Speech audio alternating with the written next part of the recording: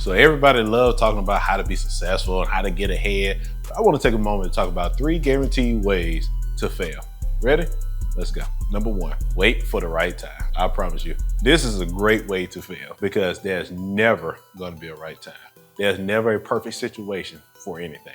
And even if you think you found the perfect time, things change. That perfect time will quickly go away. That's number 1. Number 2, everybody else's fault. This is a perfect one. The more you give your power to everybody else, the government, your situations, your past, the people around you, the more there's no power for you. And all those people control you. And the best part about it is there's no accountability on your part. You don't have to worry about, taking blame for anything, right? Because it's everybody else's fault. That's number 2. Number 3, you know everything, right? You don't need to know anything else. You got it, right? Like you know it. Funny thing is, the more you think you know, you're actually showing that you really don't. Because the wisest thing a person can know is that they don't know everything. So the more you believe you know, right? Well, you don't need to know anything else. I promise you, that's a great way to stay where you are. That's a great way to fail. So there you go. 3 guaranteed ways to fail. Have at it.